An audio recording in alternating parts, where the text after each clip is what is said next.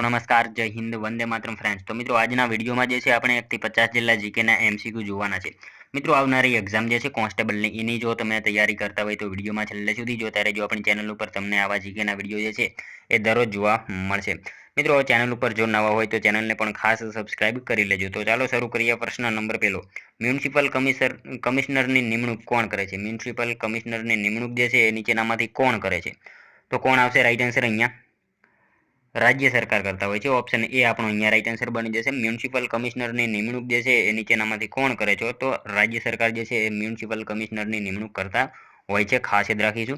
Option A आपणो अहींया right answer बनी जशे। नेक्स्ट क्वेश्चन जोईए त्यारबादनो, दरियाना क्षारवाळुं पाणी कई प्रक्रियाना मदद वडे जे छे ताजा पाणीमां रूपांतरित करी शकाय छे? दरियाना क्षारवाळुं पाणी जे छे ए कई प्रक्रियाना मददथी जे छे ताजा पानी में रूपांतरित एने करी शकाय? तो ए कई प्रक्रिया द्वारा आवशे? निस्यंदन आवशे। ऑप्शन बी आपणो अहींया राइट आंसर बनी जशे। ऑप्शन बी जे छे मित्रों दरियाना क्षारवाळुं पाणी जे छे ए कई प्रक्रियानी मददथी जे छे ताजा पानी में रूपांतरित करी शकाय? तो खास याद राखीशुं निस्यंदन पद्धति द्वारा जे छे ए ताजा पानी में एनुं रूपांतर करी शकाय छे। मित्रों आ पद्धति में जे छे पहला बाष्पीभवन थाय छे, पछी घनीभवन थाय छे अने अंते आ प्रक्रियाने जे छे ए अंते निस्यंदित पाणी आपणने मळे छे। निस्यंदित पाणीमां मित्रों अति शुद्ध पाणी होय छे। एनो उपयोग जे छे गाडीनी बेटरीमां थाय छे, जेना लीधे जे छे बेटरीनुं आयुष्य लांबू बने छे अने एनुं कारण जे छे ए शुं होय छे? एनुं कारण ए होय छे के निस्यंदित पाणीमां जे छे ए क्षारनुं प्रमाण नहीवत होय छे। खास याद राखीशुं। त्यारबादनो क्वेश्चन जोईए त्रीजो, तेजस ट्रेन थी 70 किलोमीटर कलाकनी झड़पथी 3.5 कलाकमां मुसाफरी करे छे तो तेणे केटलुं अंतर काप्युं छे? मित्रों अहींया अंतर केटलुं काप्युं एवुं आपणने पूछेलुं छे। तेजस जे छे ट्रेन द्वारा 70 किलोमीटरनी जे छे कलाकनी झड़पथी 3.5 कलाकमां मुसाफरी करे छे तो एने कुल अंतर जे छे केटलुं काप्युं हशे? तो मित्रों आपणे सूत्र प्रमाणे जे छे अंतर बराबर झड़प गुण્યા समय, अंतर बराबर झड़प गुण્યા समय करीए એટલે જે છે એ 70 આપણને જે છે એ શું આપેલું છે? અંતર જે છે 70 આપ્યું છે, સોરી ઝડપ જે છે એ 70 છે અને અહીંયા જે છે આપણે 3.5 કલાક લખીએ બરાબર। ત્યારબાદ આ બંનેનો જે છે આપણે ગુણાકાર કરીએ એટલે બરાબર આપણને જે છે 245 જવાબ આપણો મળી જાય। ઓપ્શન બી આપણો રાઈટ આન્સર બની જશે। ત્યારબાદનો ક્વેશ્ચન જોઈએ, એક વસ્તુને 840 માં વેચતા 30% ખોટ થાય છે તો 30% નફા માટે તે વસ્તુને કેટલા રૂપિયામાં વેચવી પડે? એક વસ્તુને મિત્રો જે છે 840 રૂપિયામાં વેચતા 30% ખોટ થાય છે તો આ જે છે 30% નફા માટે જે છે વસ્તુને કેટલા રૂપિયામાં વહેંચવી પડે આપણે? તો કેટલા રૂપિયામાં આવશે? મિત્રો અહીંયા જે છે એક વસ્તુ છે જેને 840 રૂપિયામાં વહેંચવામાં આવે છે અને 30% ખોટ થાય છે, એનો મતલબ એમ થાય કે એમની જે મૂળ કિંમત છે એના 70%માં વહેંચવામાં આવે છે બરાબર। ત્યારબાદ 70% એ વેચાણ કરતાં કેટલા રૂપિયાનું વેચાણ થાય છે? હવે 840નું જે છે 30% નફો જોઈતો હોય તો આપણે 130 એ જે છે 130% એ વેચવું પડે, 130% એ જે છે એને વહેંચવું પડે અને 70% 840 થાય તો 70% એ જે છે 70% એ 840 થાય તો 70% એ 840 થાય તો આ 130% એ કેટલું થાય એ આપણે મેળવવાનું છે। તો જોઈએ આપણે શું આવશે પહેલેથી જે છે આપણે અહીંયા જે છે 130 ગુણ્યા 840 કરવાનું રહેશે, 130 ગુણ્યા 840 કરવાના। ત્યારબાદ જે છે આપણે એના છેદમાં જે છે આપણને જે છે 70 રાખવાના રહેશે। 70 કરીએ એટલે 0 0 ઉડી જશે, 7 12 સત્તા 84 બરાબર, 12 સત્તા 84। હવે જે છે 130 ગુણ્યા 12 આવશે। અહીંયા જે છે 130 ગુણ્યા 12 આપણને ઉપર જોવા મળે છે બરાબર। આ બંનેને જે છે આપણે ગુણાકાર કરીએ એટલે શું આવશે? 1560 આપણો જવાબ આવશે ઓપ્શન બી માં જે આપેલો છે એ। ત્યારબાદનો ક્વેશ્ચન જોઈએ પાંચમો, ફૂગની કોષ દિવાલમાં કઈ જટિલ શર્કરા જોવા મળે છે? ફૂગની કોષ દિવાલમાં જે છે કઈ જટિલ શર્કરા જોવા મળે છે? તો કઈ આવશે અહીંયા રાઈટ આન્સર? કાઇટિન આવશે। ઓપ્શન બી આપણો રાઈટ આન્સર અહીંયા બની જશે। ફૂગની કોષ દિવાલમાં જે છે કઈ જટિલ શર્કરા? તો કાઇટિન જે છે એ જટિલ શર્કરા જોવા મળે છે ફૂગની કોષ દિવાલમાં, ખાસ યાદ રાખીશું। ઓપ્શન બી આપણો અહીંયા રાઈટ આન્સર બની જશે। મિત્રો તમને વિડીયો ગમતો હોય તો એક લાઇક કરજો, અમે તમારી પાસે માત્ર એક લાઇકની આશા રાખીએ છીએ તો એક લાઇક તમે જરૂર કરી દેજો। જોઈએ ત્યારબાદનો next question, Pandit Deendayal petroleum university બાબતે સાચા વિધાનો જણાવો। પંડિત દીનદયાળ પેટ્રોલિયમ યુનિવર્સિટી બાબતે જે છે સાચા વિધાનો આપણે જણાવવાના રહેશે। તો જોઈએ આપણે તેનું નામ બદલીને નવું નામ પંડિત દીનદયાળ એનર્જી યુનિવર્સિટી રાખવામાં આવેલું છે. મિત્રો પહેલું તો સાચું છે. ગાંધીનગર શહેર નજીક રસાયણ ગામમાં આવેલી યુનિવર્સિટી છે. બીજું પણ વિધાન જે છે આપણને સાચું આપેલું છે. તેની સ્થાપના ગુજરાત સ્ટેટ પેટ્રોલિયમ કોર્પોરેશન દ્વારા કરવામાં આવી છે. મિત્રો તમામ વિધાન આપણને અહીંયા જે છે સાચા આપેલા છે. જોઈએ આપણે પંડિત દીનદયાળ પેટ્રોલિયમ યુનિવર્સિટી જે છે એના વિશેના વિધાનો જે છે અહીંયા મિત્રો એનું નામ બદલીને જે છે પંડિત દીનદયાળ એનર્જી યુનિવર્સિટી રાખવામાં આવેલું છે. સાચું છે. ગાંધીનગર શહેર નજીક જે છે રસાયણ ગામમાં આ જે છે યુનિવર્સિટી આવેલી છે. બીજું વિધાન પણ આપણને સાચું આપેલું છે. અને એની સ્થાપના જે છે ગુજરાત સ્ટેટ પેટ્રોલિયમ કોર્પોરેશન દ્વારા જે છે કરવામાં આવેલી હતી. એ વિધાન પણ આપણને અહીંયા સાચું આપેલું છે. તમામ વિધાન સાચા થશે. મિત્રો તમે વિડીયોમાં જે છે છેલ્લે સુધી જોતા રહેજો. આપણે છેલ્લે લાસ્ટમાં જે છે એક 51મો ક્વેશ્ચન રાખેલો છે જેનો આન્સર તમારે કોમેન્ટમાં જણાવવાનો રહેશે. તો વિડીયોમાં તમે છેલ્લે સુધી જોતા રહેજો. જોઈએ ત્યારબાદનો નેક્સ્ટ ક્વેશ્ચન 7મો. બાળમજૂરી પર પ્રતિબંધ અંગેની જોગવાઈ ભારતના બંધારણમાં કઈ કલમમાં છે? બાળમજૂરી એના ઉપર પ્રતિબંધ અંગેની જોગવાઈ જે છે ભારતના બંધારણમાં કઈ કલમમાં કરવામાં આવેલી છે? તો કલમ શું આવશે? 24માં જે છે એ કરવામાં આવેલી છે. બાળમજૂરી પ્રતિબંધ અંગેની જોગવાઈ ભારતના બંધારણના કઈ કલમમાં? તો કલમ 24માં જે છે એ જોગવાઈ કરવામાં આવેલી છે. ખાસ યાદ રાખજો. ત્યારબાદનો ક્વેશ્ચન જોઈએ. બંધારણની કલમ 356નો ઉપયોગ 1959માં કયા રાજ્યમાં થયો હતો? મિત્રો બંધારણની કલમ 356 એનો ઉપયોગ 1959માં જે છે એ કયા રાજ્યમાં થયો હતો? જો મિત્રો અહીંયા બંધારણની કલમ જે છે 356નો ઉપયોગ જે છે ક્યારે થાય? તો ક્યારે આવશે? રાષ્ટ્રપતિ શાસન લગાડવા માટે જે છે આ બંધારણની કલમ 356નો ઉપયોગ જે છે એ થતો હોય છે. અને 1959માં કયા રાજ્યમાં થયો હતો એ આપણને અહીંયા પૂછેલું છે. તો કયા રાજ્યમાં આવશે? કેરળમાં થયો હતો. ઓપ્શન એ રાઈટ આન્સર આપણો બની જશે. બંધારણની કલમ 365 એનો ઉપયોગ 1959માં કયા રાજ્યમાં? તો કેરળ રાજ્યમાં એનો ઉપયોગ થયો હતો. મિત્રો ભારતમાં સૌ પ્રથમ વખત ક્યારે રાષ્ટ્રપતિ શાસન લગાડવામાં આવ્યું હતું? આવો પ્રશ્ન પૂછાય તો 1951 આવશે. ખાસ યાદ રાખીશું. 1951માં પંજાબ રાજ્યમાં જે છે એ સૌ પ્રથમ વખત રાષ્ટ્રપતિ શાસન લગાડવામાં આવેલું હતું. ખાસ યાદ રાખીશું. ત્યારબાદનો ક્વેશ્ચન જોઈએ. સાંચી પાસે આવેલ ઉદયગીરી ગુફામાં 2 અભિલેખમાં કોના લશ્કરી વિજયનો ઉલ્લેખ કરવામાં આવ્યો છે? સાંચી પાસે જે છે આવેલ ઉદયગીરી ગુફામાં 2 અભિલેખોમાં જે છે કોના લશ્કરી વિજયનો ઉલ્લેખ જે છે કરવામાં આવેલો છે? તો કોણ આવશે રાઈટ આન્સર અહીંયા? ચંદ્રગુપ્ત બીજો આવશે. ઓપ્શન સી અહીંયા રાઈટ આન્સર આપણો બની જશે. ચંદ્રગુપ્ત બીજો. ત્યારબાદનો ક્વેશ્ચન જોઈએ 10મો. કયા રાજાને એક અભિગમ અને સમગ્ર પૃથ્વી જીતવાનો અભિલાષી પણ કહેવાય છે? કયા રાજાને નીચેનામાંથી જે છે એક અભિગમ અથવા તો સમગ્ર પૃથ્વી જીતવાનો અભિલાષી પણ કહેવામાં આવે છે? તો કયો રાજા આવશે અહીંયા રાઈટ આન્સર? સમુદ્રગુપ્તને કહેવામાં આવે છે. ઓપ્શન એ આપણો રાઈટ આન્સર અહીંયા બની જશે. સમુદ્રગુપ્તને મિત્રો એક અભિગમ અને સમગ્ર પૃથ્વી જીતવાના અભિલાષી પણ કહેવામાં આવે છે. મિત્રો સમુદ્રગુપ્ત જે છે ને એને આપણે લિચ્છવી દૌહિત્ર તરીકે પણ ઓળખવામાં આવે છે. લિચ્છવીઓનો ભાણેજ હોવાનું જે છે એક એને ખૂબ માન મળેલું છે. ત્યારબાદનો ક્વેશ્ચન જોઈએ. એક એસ.એમ. કૃષ્ણને કયા ક્ષેત્ર માટે પદ્મ વિભૂષણ 2023થી સન્માનિત કરવામાં આવેલા છે? એસ.એમ. કૃષ્ણને જે છે એ કયા ક્ષેત્ર માટે પદ્મ વિભૂષણ 2023થી સન્માનિત કરવામાં આવેલા છે? તો કયા આવશે રાઈટ આન્સર અહીંયા?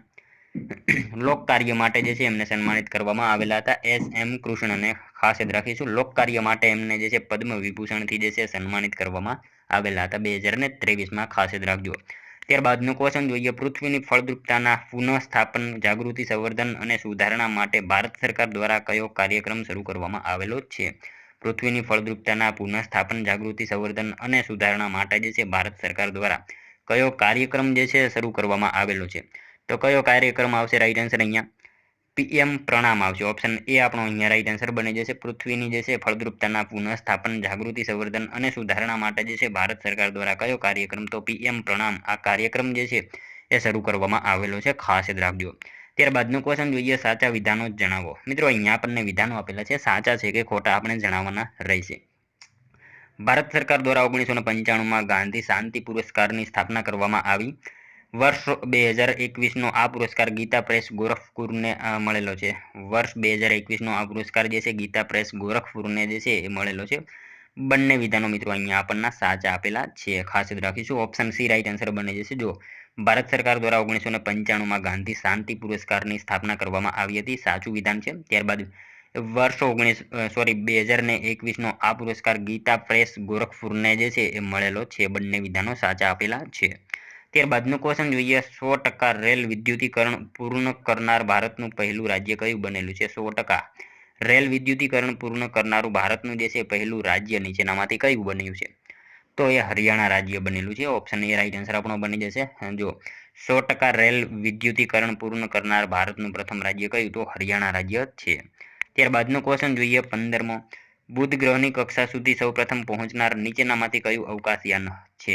નીચે આપેલા ઓપ્શન જે છે એમાંથી મિત્રો બુધ ગ્રહની કક્ષા સુધી સૌપ્રથમ પહોંચનારું જે છે અવકાશયાન એ આપણને કયું છે એવું પૂછેલું છે.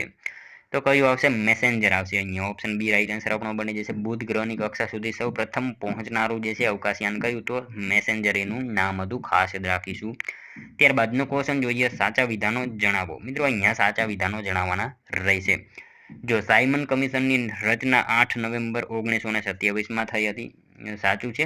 તેના બધા જ સભ્યો બ્રિટિશ હોવાથી તેનો બહિષ્કાર કરવામાં આવેલો હતો. બંને વિધાનો સાચા આપેલા છે.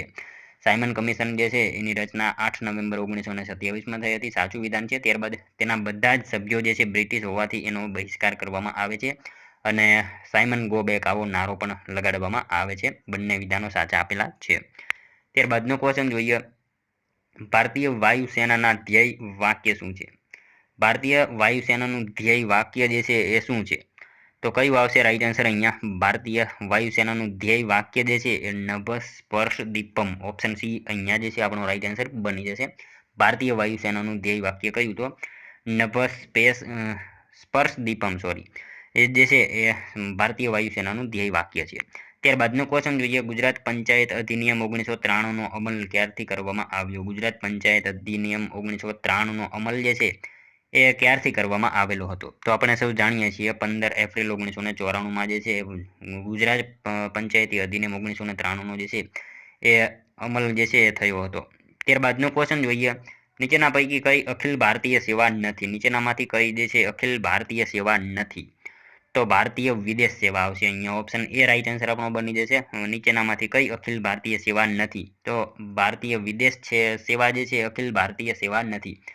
આ ત્રણેય જે છે આપણી ભારતીય સેવા છે. ભારતીય પોલીસ સેવા, ભારતીય વન સેવા, ભારતીય પ્રશાસનની સેવા ત્રણેય જે છે અને ભારતીય વિદેશ સેવા એ અખિલ સેવામાં નહીં આવે.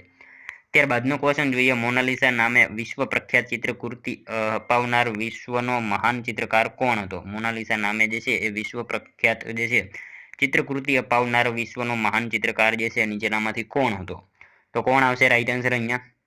Leonardo da Vinci. Option A right answer આપણો બની જશે. મોનાલિસા નામે વિશ્વ પ્રખ્યાત ચિત્રકૃતિ અપાવનાર જે છે વિશ્વનો મહાન ચિત્રકાર કોણ? તો લિયોનાર્ડો જે છે એ દ વિન્ચી આપણો રાઈટ આન્સર અહીંયા બની જશે.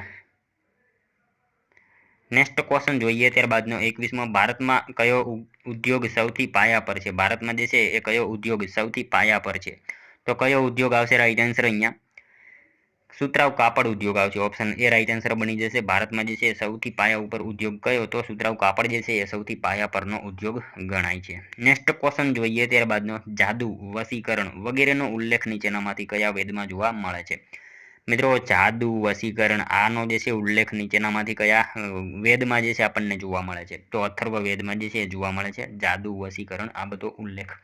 ઋગ્વેદ જે છે સૌથી જૂનો ગણાય છે એ પણ આપણને ખ્યાલ હોવો જોઈએ. ત્યારબાદનો ક્વેશ્ચન જોઈએ સત્તાનું પ્રતિનિધાન હોવું એ કેવા પ્રકારની પ્રક્રિયા છે? સત્તાનું પ્રતિનિધાન હોવું આ જે છે કયા પ્રકારની પ્રક્રિયા છે? તો વહીવટી પ્રક્રિયા થશે. ઓપ્શન બી રાઈટ આન્સર અહીંયા બની જશે. સત્તાનું પ્રતિનિધાન હોવું આ જે છે એ કયા પ્રકારની? તો વહીવટી પ્રકારની એક પ્રક્રિયા છે. ત્યારબાદનો ક્વેશ્ચન જોઈએ ભારતમાં અરવલ્લી પર્વતમાળા એ કયા પ્રકારના પર્વતનો ભાગ છે? ભારતમાં મિત્રો અરવલ્લી પર્વતમાળા જે છે એ કયા પ્રકારના પર્વતનો ભાગ છે? તો અવશિષ્ટ પર્વત. ઓપ્શન ડી રાઈટ આન્સર અહીંયા બની જશે. ભારતમાં અરવલ્લી પર્વતમાળા જે છે કયા પ્રકારના? તો અવશિષ્ટ પર્વતનો એક ભાગ છે. ખાસ યાદ રાખીશું મિત્રો.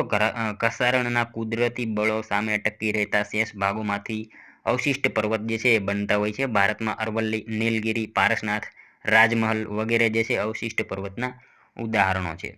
ત્યારબાદનો ક્વેશ્ચન જોઈએ 25મો. નાઇટ્રોજન વાયુ વાતાવરણમાં કેટલા કિલોમીટર સુધી જોવા મળે છે? નાઇટ્રોજન વાયુ જે છે એ વાતાવરણમાં કેટલા કિલોમીટર સુધી જોવા મળે છે? તો 130 કિલોમીટર સુધી જે છે એ જોવા મળે છે નાઇટ્રોજન વાયુ. ખાસ યાદ રાખીશું. ઓપ્શન સી રાઈટ આન્સર અહીંયા બને છે. નાઇટ્રોજન વાયુ જે છે વાતાવરણમાં કેટલા? તો 130 કિલોમીટર સુધી જોવા મળે છે.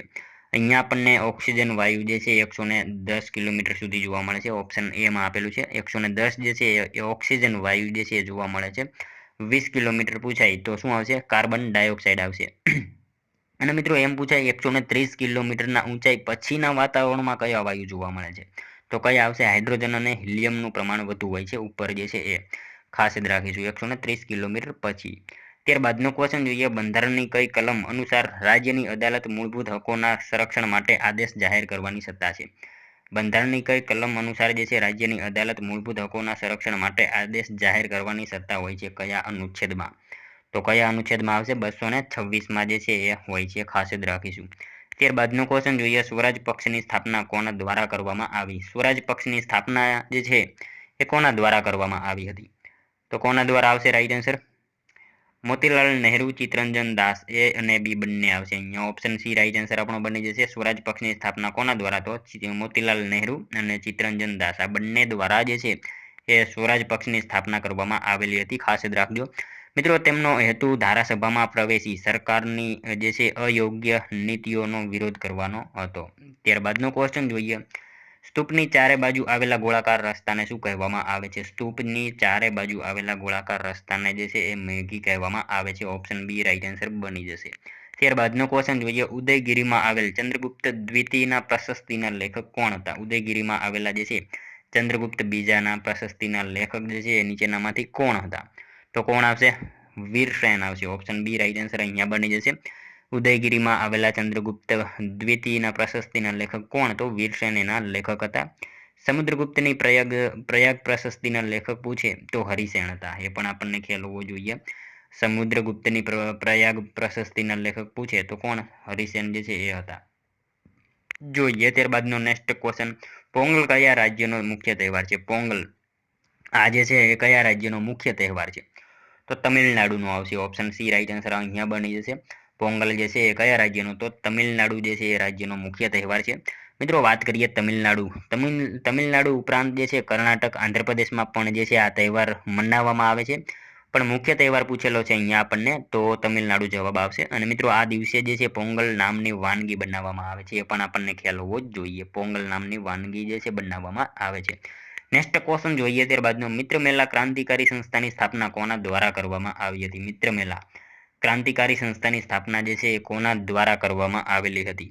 તો વિનાયક સાવરકર દ્વારા જે છે એ કરવામાં આવેલી હતી. ઓપ્શન સી રાઈટ આન્સર આપણો બની જશે. મિત્ર મેલા ક્રાંતિકારી સંસ્થાની સ્થાપના કોના દ્વારા? તો વિનાયક સાવરકર દ્વારા જે છે એ કરવામાં આવેલી હતી. વિનાયક સાવરકરે મિત્રો ઈસવીસન 1900માં મિત્ર મેલા નામની ક્રાંતિકારી સંસ્થા જે છે એ સ્થાપી, જે પછીથી અભિનવ ભારત તરીકે ઓળખાતી હતી.